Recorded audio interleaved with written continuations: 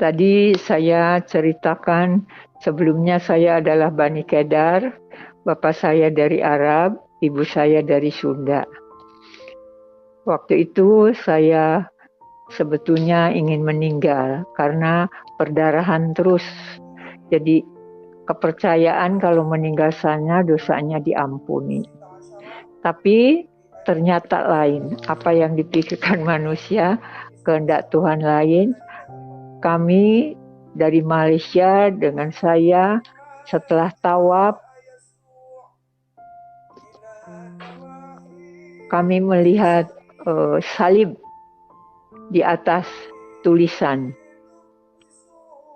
Sesudah itu di Madinah, di tempat makamnya Nabi Muhammad, dengan tiba-tiba ketika saya sholat subuh sedang baca Qul a'udzu birabbinas malikinas ilahinas, itu dengan tiba-tiba saya melihat ada seorang laki-laki pakai jubah tinggi setinggi melebihi makamnya Nabi Muhammad.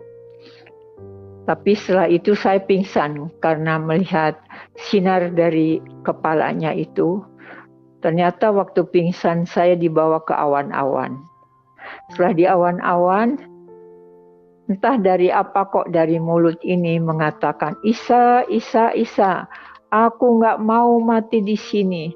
Aku mau dikumpulkan dulu dengan anak-anak gitu. Akhirnya karena saya menendang kaki, tangan juga ikut ke kanan ke kiri, jadi mereka marah. Ibu kok sholat subuh dikatakan Isa, ibu rupanya kemasukan setan, katanya begitu. Tapi ya puji Tuhan, setelah saya merenungkan, akhirnya setelah saya pulang, saya membaca Taurat dan Injil dari Al-Quran. Ternyata saya baru tahu bahwa Alkitabah itu adalah untuk Taurat dan Injil, kitab suci umat Nasrani. Kalau Alkitabi adalah Al-Quran. Jadi artinya kitab suci umat Islam. Dan waktu saya belajar di sana, yang diajarkan tuh yang terpenting, ibu harus mengerti bahwa di dalam surat Nabi Muhammad diturunkan ada ayat yang hak, ada yang batil. Nah itu harus tahu perbedaan antara yang hak dengan yang batil. Akhirnya baru saya tahu kok pengajarannya lain dah. Yang hak yang bagaimana? Yang hak itu yang membenarkan isi kitab-kitab sebelumnya. Contoh Ali Imran, bahwa Al-Quran itu membenarkan isi kitab-kitab sebelumnya. Jadi di situ ada Allah berfirman, Hei Isa, aku akan mewafatkanmu dan mengangkatmu ke sisiku dan pengikutmu akan kujadikan lebih mulia atau di atas orang-orang kafir sampai hari kiamat. Terus saya kaget, loh katanya Isa Al-Masih tidak wafat dan tidak disalibkan tapi orang lain. Nah dulu saya waktu jadi Bani Kedar, di surat An-Nisa ayat 157 dikatakan, sesungguhnya kami telah membunuh Al-Masih Isa putra Maryam, tetapi di bawahnya bertentangan. Isa tidak mati dan tidak disalibkan, karena yang disalibkan orang lain. Nah itu saya waktu masih Bani Kedar percayanya itu bahwa Isa tidak mati, tidak wafat dan tidak disalibkan. Tapi Isa diangkat ke sisi Allah. Tapi terus ada di surat Yunus, surat Nabi kepada Nabi Muhammad, kalau kamu ragu-ragu tentang apa saja isi Al-Quran yang hak, yang membenarkan isi kitab-kitab sebelumnya, bertanyalah ke umat Nasrani, yaqra'unal kitaba min qablika. Bertanya kepada umat Nasrani yang sudah membaca kitab-kitab sebelumnya. Sesudah itu saya tidak berani menanyakan ke orang Nasrani. Saya nanti dibohongi. Jadi saya bacanya dari Al-Quran, mengikuti. harus bertanya. Ketika saya bertanya, ya bertanya ke depan saya kebetulan orang Batak. Jadi bertanya, apakah benar Isa Al-Masih? Iya Bu, Isa Al-Masih wafat dan dibangkitkan, hidup kembali menjadi Tuhan gitu. Puji Tuhan, akhirnya saya terima Yesus sebagai Tuhan. An-Nisa 4 ayat 159. Tidak seorang pun dari orang-orang kafir min al-kitab sampai sekarang yang beriman kepada Isa. Terus di ayat 162-nya ketuhanan. Orang-orang yang berilmu mengatakan bahwa ketuhanan, percaya dengan ketuhanan Isa. Akhirnya saya baru percaya bahwa Isa Al-Masih itu anak Al-Quran yang diterjemahkan oleh Departemen Agama Republik Indonesia. Penerbitnya CP Jaya Sakti Surabaya mengatakan mukadimah artinya Al-Maidah artinya hidangan. Tapi disebut juga Isa Al-Masih adalah penyelamat. Al-Munqidh. Al-Munqidh itu artinya Isa Al-Masih penyelamat pengikut-pengikut setianya dari azab Allah. Nah, akhirnya saya mulai saat itu karena suruh bertanya umat Kristen, jadi saya beli buku. Tidak bertanya, saya mau belajar sendiri begitu. Akhirnya puji Tuhan, saya disekolahkan Alkitab, tapi saya tidak sampai selesai. Saya hanya tidak ingin jadi pendeta, saya ingin penginjil yang memberitakan kebenaran. Puji Tuhan, saya diutus Tuhan, karena waktu itu saya dapatnya dari Yesaya 61. Saya pertama tidak langsung menginjil, tapi hanya kesaksian. Tapi setelah sekolah Alkitab, saya nggak mau selesai, saya menginjil. Akhirnya Tuhan kirim di Bali 3 bulan saya. Terus waktu itu di Solo ada sekolah Alkitab yang tidak bayar. Jadi hidup mereka dari cocok tanam. Jadi saya mengajar Taurat dan Injil dari Al-Quran. Jadi ternyata di dalam Al-Quran Al-Maidah dikatakan kalau ada umat Nasrani setelah perjamuan kudus makan hidangan yang dari surga terus mengingkarinya, maka Tuhan akan menyisanya dengan siksaan yang belum pernah diberikan kepada seorang pun manusia. Sebab oleh karena itu saya bertambah kuat imannya. Oh, kalau begitu ya sudah, saya mau dibaptis. Akhirnya saya dibaptis di satu gereja. Nah, itu puji Tuhan, setelah dibaptis, saya baru diutus oleh Tuhan. Saya dipercayakan bawa firman ke Madiun, ke panti asuhan,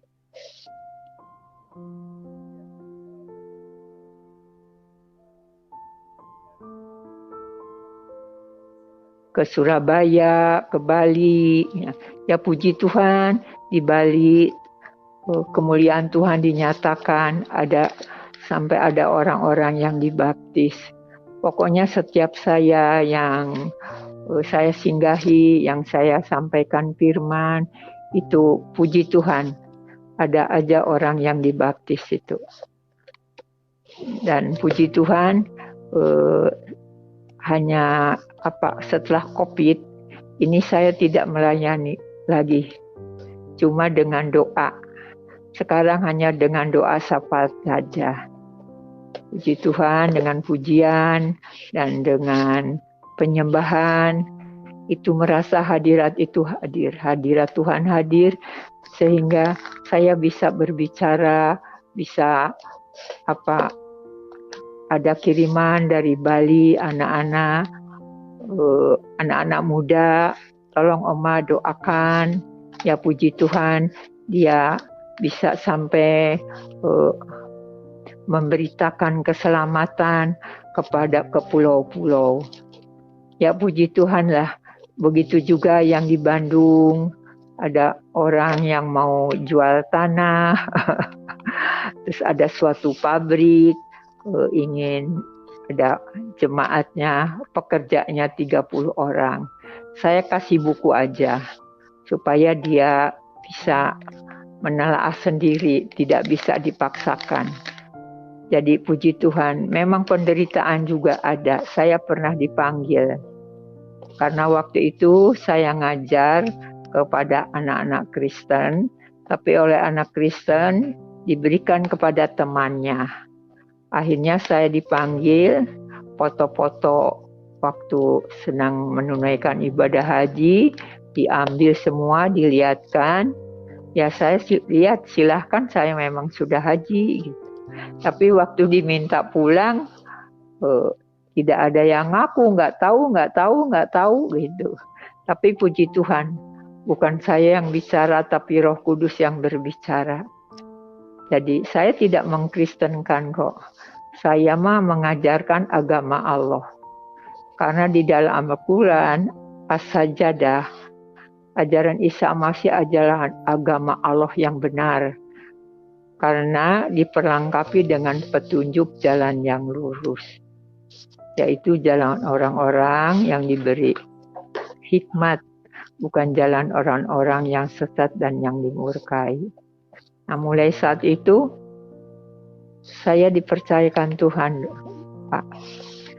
Sekalipun COVID, saya masih hubungan dengan orang-orang Bali, kita berdoa syafaat.